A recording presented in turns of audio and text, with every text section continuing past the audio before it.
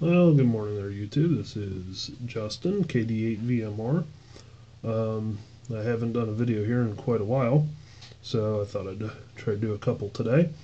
Um, anyway, I really enjoy the hobby of radio communications in general, and I actually, this video today is going to kind of be on a little touchy subject. Some people get very heated about this.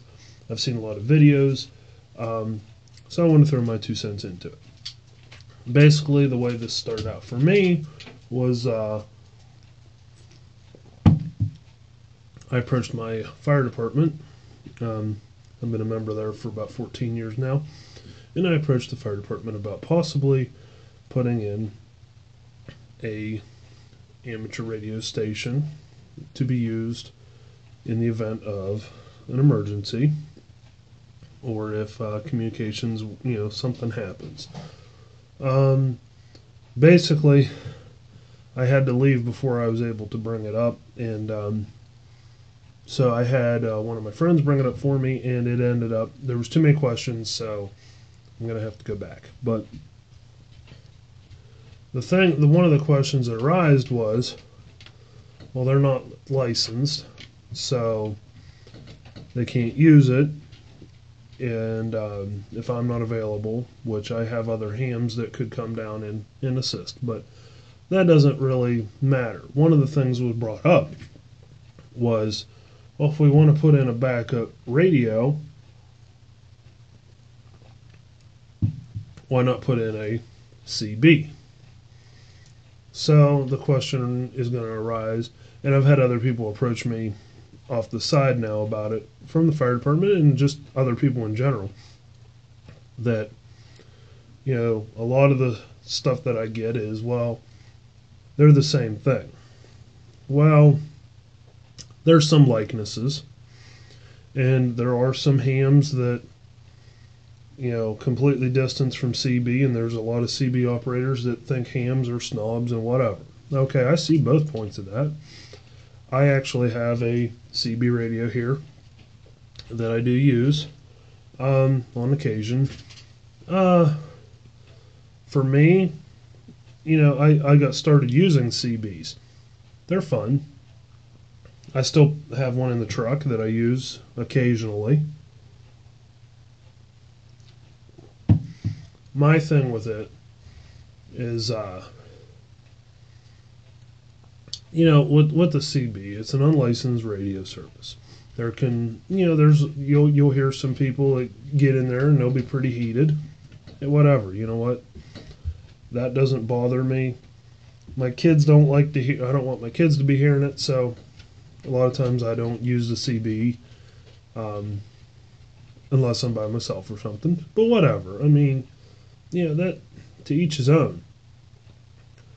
For the purposes that I'm wanting to do, though, with an emergency communication station, and this can go out to preppers, anybody really interested in any type of communications. And this isn't just going to cover CB. This is going to cover GMRS, FRS, stuff like that. Basically, what I'm going to do is I'm going to explain what you can do with each. Then you can take your own little perspective on it and come to a conclusion as to what you think you want to do for what your purposes are. So we're going to pause here for just 1 second, and I'll be right back. Okay, well, we're back here. And first thing I'm going to come up with is, if you're wanting something for emergency communications,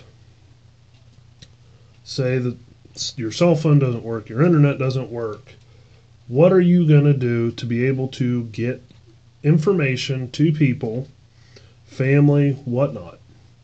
Okay, well, you can go a couple different routes. CB radio, it's unlicensed. You do not have to have a license for it. You can you can get handheld CBs, you can get mobile CBs, you can set up a base station CB, which I have. Basically, it's just a mobile with an antenna. No big deal. CB's fairly affordable. Um, so those are some of the pros of it. And like I said, I'm not a professional. I don't tend to be an expert on anything. But some of the cons. CB radio is limited to 40 channels. Um, so you have actual channels. Well, if they're being used, then you're not available to use them.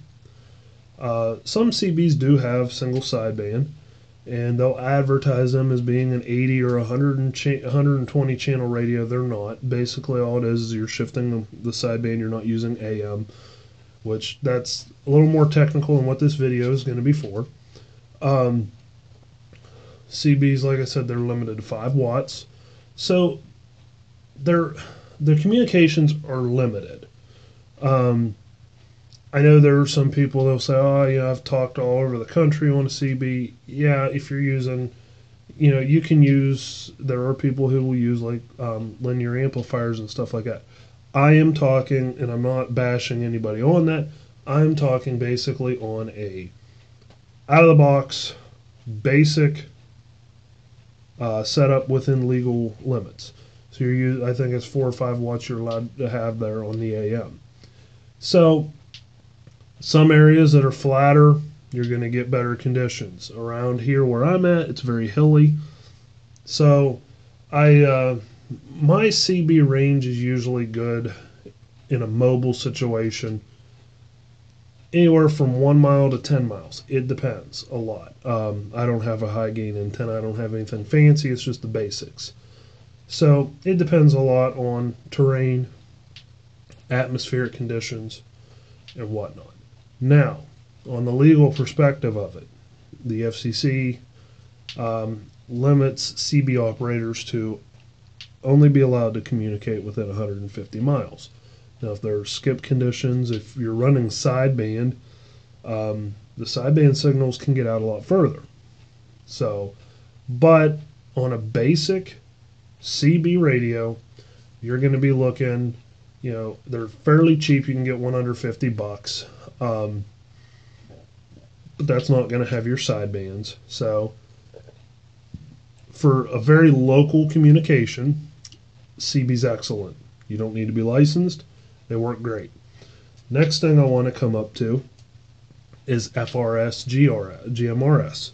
Those little bubble pack walkie-talkies you can get at Walmart. Okay, they're great. And they'll advertise that they're good for 20, 30, 40, 50, whatever miles. Okay. The thing with GMRS and we're not going to go with GMRS because you have to be licensed, and I'm not licensed with that, so I don't use them, and I don't know anything about them really. FRS, the little bubble pack radios. They're a 14-channel radio. You get them. They're limited to a half a watt, fixed antenna. They run off of AAA's usually. Your maximum range that I have used, that I've actually seen in my personal use, is maybe 2 miles. They're not really reliable for anything above that. Now again, if you're in a flat area, they might work a little better. I'm talking about a mountainous area that I'm in, and they don't work real good around here. But again, if your kids want to go, down to the neighborhood playground or something, you want to throw them a little FRS radio so they can play radio for a little bit. They're good for, they're really good for up to a mile. When you start to get past that, it gets limited.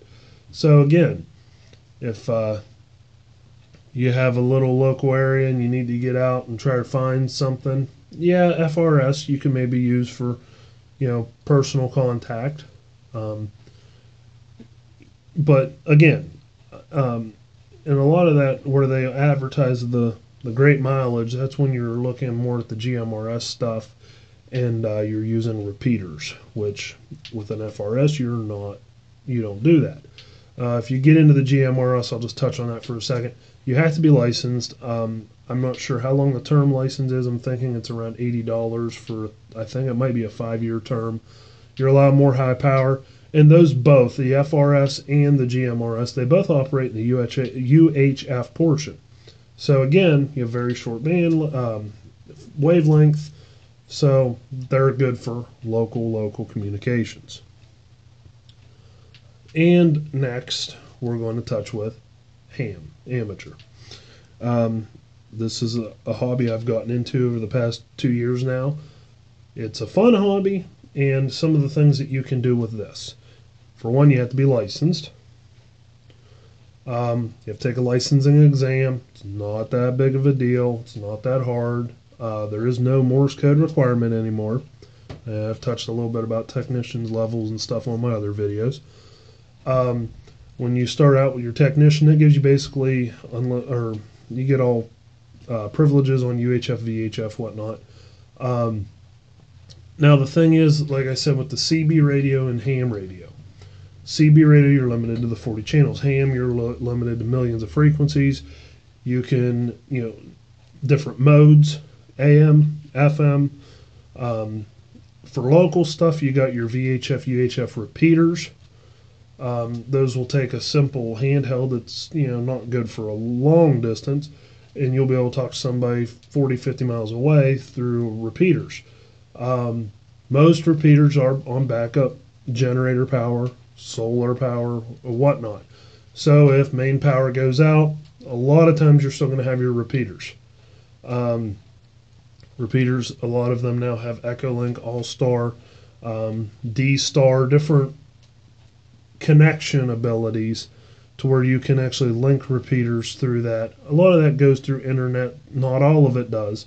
So the ones that go through the internet, if you have like a major infrastructure problem, you're going to lose the interconnectability, but you'll still have local communications through that repeater as long as the battery backups, generators, solar, and everything like that still works. And now we're going to go to HF. When you get into the HF amateur radio, and this is where a lot of the people will, well, CB, you can do all this, and I can do more on a CB than you can do in a ham. Again, whatever. With my amateur radio running 100 watts, I can pretty much talk all over the world. Very simple antennas. I've done some videos on different dipoles and stuff. It's not a big deal. It's very simple. So basically, that was my little rant. Like I said, it's not that, and I use a CB. And for the with the fire department, I plan on putting a CB radio in there, mainly because then we can still communicate locally. If we need to, if there's some type of incident where the main roads are shut down and we need to communicate with the truckers to tell them, hey, don't come this way, whatever. Okay, CB's great. For that, I mean, yeah, obviously. If it comes down to a problem where we lose our communications abilities and I need to talk to my EOC down 20 some miles away, okay, well, I can go through my amateur repeaters. I can go through HF. I can go do 6 meters, whatever I need to do. And that's the whole thing with setting up with what I'm wanting to do here. Now, again, coming down to your personal, what you might want. If you're wanting to be able to talk around the world or talk around the country and get more information for if there's a national emergency or something, and there's no phones, ham radio is the way to go. If you want to stay local, CB radio, FRS, like I said, FRS is way limited even compared to CB. So again, it's all in what you want to do. The amateur radio is very fun.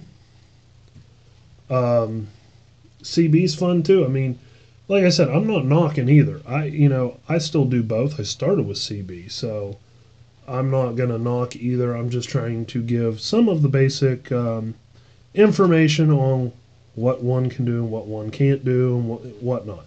So basically what I'm hoping is you take out of this video is what you want, kind of give you a little information on the different radio services that are available. So basically, in a quick summary recap, CB radio, you don't need a license. You're limited to about maybe 10 miles or so, depending on your conditions. You're limited to 40 channels, but it's very good local communication. FRS, very limited, no license. 1 mile, 2 miles, whatever, depending on your conditions. They're cheap though. They're good for family communications. GMRS, like I said, I didn't really touch a lot on that. You need a license. You can use a little bit more power. They're still UHF radio. And then amateur radio, VHF, UHF, HF. Your VHF, UHF, you got good local communications. Your HF, you got worldwide. So basically that's what you want to do. I mean, whatever you want to do for your, whether you're a prepper, whether you're a survivalist, whatnot, I definitely recommend that you have some sort of radio communications available when all else fails. And again, that's where it depends on what you want to do. Amateur radio, and that's a good thing with all this stuff. Amateur radio, your CB, you can all run that off of a car battery. So again, what do you want to do? It's basically whatever you need to do. CB radio, you'll be able to contact a lot more people in your local area that have CBs that are not licensed. Amateur radio, you'll be able to contact a lot of people as well. And another quick thing I'm going to touch on closing this video is with the amateur radio, you can, some guys will run phone patches. So if in your area you don't have phones, if you need to make a phone call to get out, if you get on that ham radio and you contact somebody and they have phone patch abilities, they can phone patch you through to make a phone call. So as long as their phone lines are up. So, that's just some of the things you can do, some of the differences. If you have any questions, please put in the comments portion of the video, and I'll try to touch on that. But yeah, that's just basically my 2 cents of it. I know a lot of guys get into heated debates about it. I could care less. Whatever. Both have their use. I do not see a reason why not to throw a CB radio in the shack. I got one hanging on the wall here. Actually don't have the antenna connected right now, but you can see it sitting there. I had to take the antenna down because I was having some problems with it. But, regardless, that's going to be one of my projects today is fixing that antenna. So, there's no reason why all the radio services can't just get along. I use FRS as well. So, there is always a use for each. When the time comes down to it, whatever you need to use for your emergency communications, I would definitely recommend it. There's no reason to not have all 3 in your arsenal, that's for sure. So, sorry I kept this video a little longer than I wanted to, but I just wanted to cover some of the basics so some people could understand a little bit about the differences. So, anyway, until next time, and I think my next video is going to be about a 10-meter vertical. So, until then, I'm going to say 7-3. This is KD8 VMR coming at you from the hills of West Virginia. 7-3, and everybody, you have a good day.